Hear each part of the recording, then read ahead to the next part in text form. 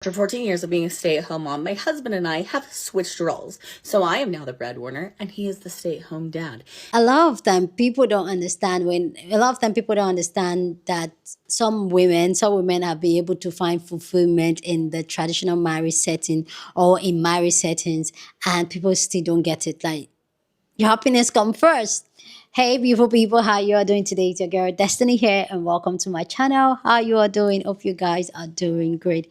So today's video, we're just going to hear women actually sharing their different story, how they were able to break free for being in the traditional marriage settings, and how different dynamic has worked for them, and how their life and advice they have for us women, because most times I feel like as women we get to that place where we're really consumed about being married, being a wife, and all that we lose ourselves. And so I have put together different women sharing different points of view, different angles of how they were able to find fulfillment, and advice they have for us with ladies out there. I know it's the new year, a lot of us are trying to find ourselves. A lot of us are pressing the restart button. A lot of us are evaluating our lives as we step into the new year. And I hope this video is able to help to share, to give you a different perspective and how things work. And I would really like to know you guys' story. How do you think that people or you can find fulfillment in the traditional settings of marriage, or how do you think you can find fulfillment generally in life? Because I feel like that's one thing we don't talk about most times it's all about money, money, money, money, money, money, money. But sometimes that inner peace, that inner joy, happiness that comes from you being your authentic self, I feel like we'll miss it a lot. So let me know down in the comment section what are some of the things you can do to feel fulfilled, or some of the things you think that will make you feel fulfilled in life. And I've been seeing you people's comments. Some of you people are saying that Destiny, you're glowing. And thank you guys. I do appreciate you guys. Like, you guys do appreciate. Yeah. But some people are saying that maybe I'm pregnant. I am not pregnant. You guys are crazy. I'm not pregnant. Okay.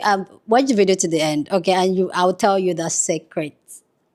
Why I'm glowing. Okay. Maybe I'm pregnant. Who knows? Anyway, guys, let's go check out this video. You heard this women advice, and if you have your own advice that you feel like can make women feel fulfilled in motherhood, in being a wife, being a sister, being a human being generally, go down in the comment section and share your thought. Okay, so let's go check it out, and then we'll come back and talk more. After 14 years of being a stay-at-home mom, my husband and I have switched roles. So I am now the breadwinner and he is the stay-at-home dad. Okay. And all I need to say is, holy shit, no wonder men want stay-at-home wives. This life is the greatest. Okay. I need lunch. Lunch just appears made in front of my face. The kitchen is a mess in the morning. I walk out midday of my office to see a kitchen that is sparkly clean. I didn't lift a finger to do that. I'm out of dirty clothes. Clean clothes galore. Folded, put away, hung up in the closet. No wonder men are trying to convince us that staying at home is the easier job. Oh, you don't want this job? You don't want to work? You don't want to go to the office? You want to stay home? You want to be able to do your own thing? It's like I have this servant, and sure, I can help out now, but it's like me helping them. That's kind of the greatest thing in the world. I met my husband when I was 37. I got engaged and married at 38. I had my first child at 39. Okay. I became a homeowner at 40. Okay. I'm 43 now, and I'm just getting to the point in life where I feel like I can do whatever I want.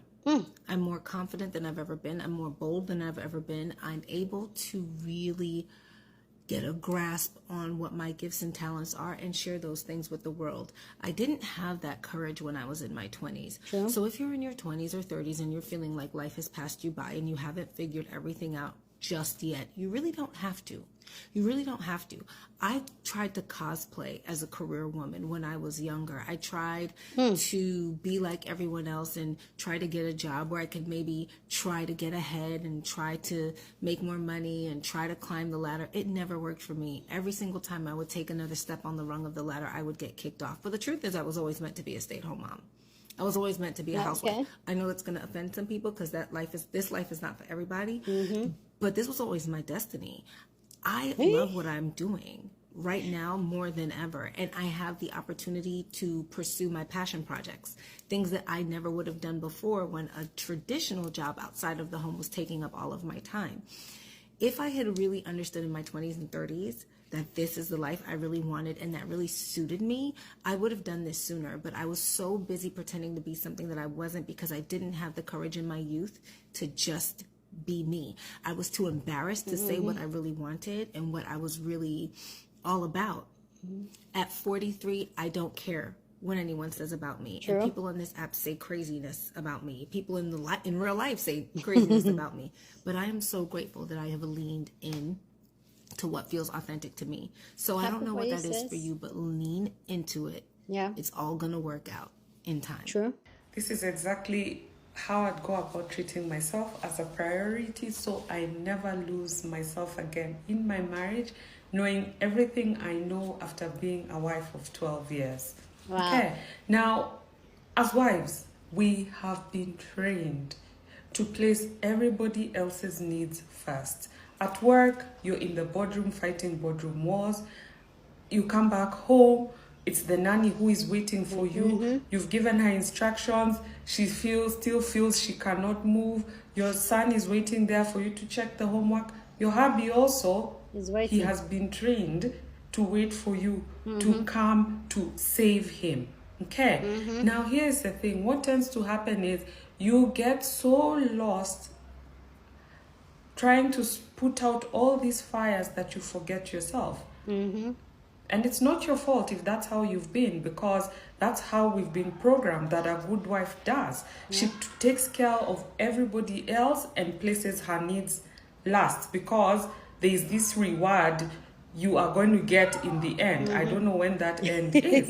Exactly. Okay. So if that is you, know that your value as a feminine woman does not come from what you do. Your value comes from who you are, your essence, just who you are. And, that is where your value comes from. And you do not have to keep breaking your back so that you can prove to everyone around you that you've got this. Yeah. You don't have to prove yourself to even your husband. Okay. So the one tip I will leave you with is over the next 12 weeks, set aside time on a Saturday. Be it and start with an hour. And you may resist this idea because you might say, oh, I have too much. Ask for help. Just leave that house, go and sit at a cafe with a journal. And on top, write and ask yourself, who am I becoming? Who am I becoming? Sit with yourself and start to journal what those answers are. And right from there, ask yourself, are you moving towards this woman you see yourself becoming?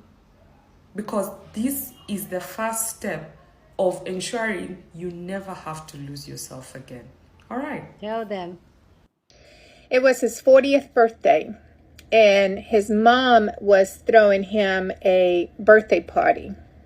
And he said to me, "Are you ready?" And I said, "Yeah, I'll just meet you over there. I haven't gotten the girls ready yet." I knew the birthday party was going to be 2 to 3 hours. So I had that amount of time to pack everything I needed to take with me so that when he came back from the party, I was going to be gone. By the way, if you are in an abusive relationship, you do not need to announce to anyone that you're walking out.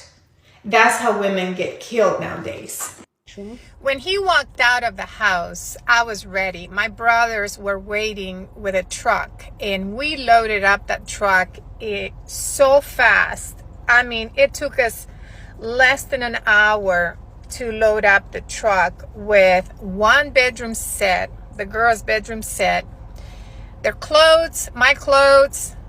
Less than an hour, I was out of there. that evening he called me and he said, I can't believe you walked out, and I'm going to report you to the police because you stole the girl's furniture. After that, weeks after that, after I left him, he made my life a living hell. He would come and pick up my vehicle. He didn't care that I had small children. He could, when you're dealing with a narcissist, they don't care about anyone but themselves. He would remove my license plate. He was so damn petty. He was mad. He was mad that I walked out on him. How dare I? And if you can hear one advice, hear me when I tell you, be very careful who you lay down to make children with, because you're going to deal with this person for the rest of your life. Be very careful. After that, I filed for divorce. I paid for it myself. I wanted this to be done. I did not want a penny. I wanted my freedom and my peace. You cannot put a price on your inner peace, and I got just that. Next, I filed for child support, and please don't be one of those women that say, oh, I'm just not going to file. This is not for you. This is for your children. It is their right to receive child support, to make their lives easier, to have better quality of life. File for child support, whatever you do. It's not up to you. He has to be responsible for the children just as you are. Sure. The last thing he said to me was, you left me, but you're going to be catching the bus. I will tell you, it wasn't easy. I raised my 2 girls on my own. I went back to school. I became a teacher.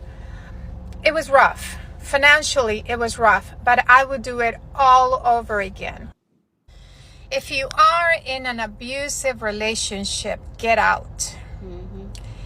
You cannot change this person. True. This is beyond your capabilities. Don't stay for the children. They are sick of it. Yep. They are sick of the fighting. They don't want to be in that. They don't want to be coming home to the arguments. Don't think that you're doing them a favor. Get out. Don't even think about it. And you don't need to tell anybody your plans. Write them down. Keep them in a journal.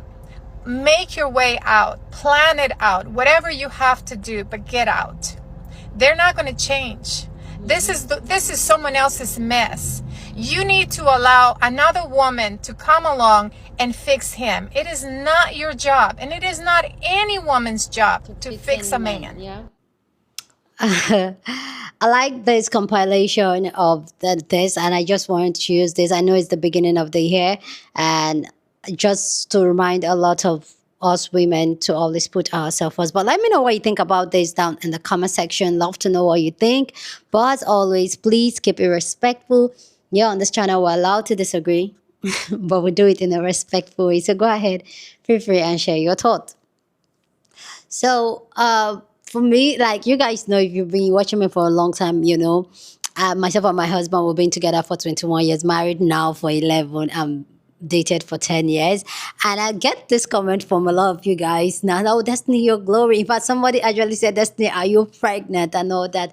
And this is why, comes from when you are in you're fulfilled in an untraditional you're fulfilled in an untraditional marriage. A lot of the times I've come here and I've let you guys know how I don't believe in marriage, and I don't believe in the institution of marriage and how marriage is structured. But if you want to do marriage, and you want to do it differently from what society has structured it and how it has been glamorized for us women, which a lot of us women have found out once we get into it that it is not as glamorized, it's not as the way it looks or the way they sold it to us. That's not how it is. And the fact that a lot of us, some people were just desperate to be married and they did it and it became a living hell. A lot of women will tell you that some of the worst years of their life was being married to a particular man and all that.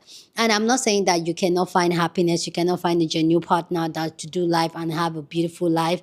And I feel like this is very, very attainable. This is very, very possible when you find somebody that you align with on both vision, goals, morals, and where you want to head to in life. And that does not mean one person's own is different or that, but the way it has been sold towards the dynamic and the relationship between a man and a woman, it's really very toxic, where the man feels very entitled to what you do for him. Like, if you cannot, all the services you provide, you have to provide services for him. And that's why, like, if you ask most men, or you hear most men appreciate their wife or their girlfriend, they usually count the things these women or us as women do for them. Oh, thank you for taking care of the family. Thank you for always being there for our children. Thank you. It's usually the manual labor that we do. They are not talking about our mental, our spiritual, no, they're always talking about how we made their life a lot easier. And usually it tends to be with a labor, some type of labor. Why for us women is usually very emotional, very, very spiritual. And usually what we'll say, oh, thank you for being a father, thank you for supporting us financially, which now most of us now are supporting ourselves financially. So when you're in a relationship or with anyone, like, these are some of the things you should look out for. What does this person want from you? Because the truth is that most of these men are very intentional on why they pick you to be their wife, why they picked you to be their girlfriend. You're serving a purpose one way or the other for them. So you ask yourself, what purpose are you serving him? And try to get if the purpose you're serving is just the labor you serve him. Because a lot of men, they are looking for who's going to be their cook, someone to have sex with anytime they want to. That's what they are looking for. So marriage as a whole, as intended, finding a partner is a beautiful thing. I'm not even going to kid you people. I'm not going to kid you guys. But the people out there, the most people, when you're very intentional the people out there are more crazy. So when you're a woman, you have to be very intentional about how you move and things you do. Sorry, guys. I had to answer the door. But yeah, where's my trail of thought? So when you find that peace, when you as a woman, you're in that place where you are very intentional with your life, you put yourself first, you are living your authentic self, you're living your truth, you're living your purpose. Like the other sister said, when you live your purpose as a person generally in life, because most times us as women we are being told we have to put our vision, our life, even what our aspiration, things we want to do, put it back in the bomb burner. And a lot of people, and this is, I'm talking from fact, a lot of people walking on earth, a lot of, especially women, we are not living the life we want for ourselves. We are not living our authentic self. A lot of us max our emotions, our feelings, and how we feel towards things, people around us. We're not living our authentic self. And when people say, Destiny, you're glowing, what are you doing? I would say one thing is that I have inner peace, I have inner happiness, and that comes from me being my authentic self. I don't have to wear a character for anybody. I don't have to be somebody that I'm not. I speak my mind. I say what I need to say, and it is what it is. And I do what I want to do. Like, I'm living my life very intentionally, and I'm also living my life very purposely for me. I am the main character of my life. I put myself first. And that does not take the fact that I am married and I love my husband and we have a life together. But he also understands that I am an individual and I want to live my life on my own terms and condition. And most times as women, especially as women in Africa, in Nigeria, we're being put in a box that once you get married, this is it, this is it. And I think I'm breaking that norm personally, because I'm not going to be put in a box to be, oh, this is it, this is it, this is, I will do what I want to do. It is my life. And society has structures, and that has made a lot of women to lose themselves in marriage. Like the sister was talking about, if being a mother, being a wife is something that you genuinely want for yourself, it is a beautiful thing. I personally, I am that person. One thing I really true, I want to be able to speak up my mind, because as a little girl, I was being I was being shot not to speak up my mind. Maybe that's why I'm very vocal with things I am. And as a little girl, I was being told to act a certain way. And I've always questioned it, like, why do I have to be that way? Why do I have to think that way? Like, I've always questioned things around me. So now that I'm in that place where I have been able to process my trauma, know my insecurities, know myself even better, love myself even better, I'm very intentional with my life and how I move and what I do and how I do it. And that has brought inner peace and inner happiness to me, doing the things I love, speaking up my mind, no having grudges, no hate, no, like, do you know, like, that freedom that comes with, like I never understand that there was something like this, like that freedom that comes, I feel like it's just radiates and it just shows in the way you look. And guys, it's not pregnancy, I'm not pregnant.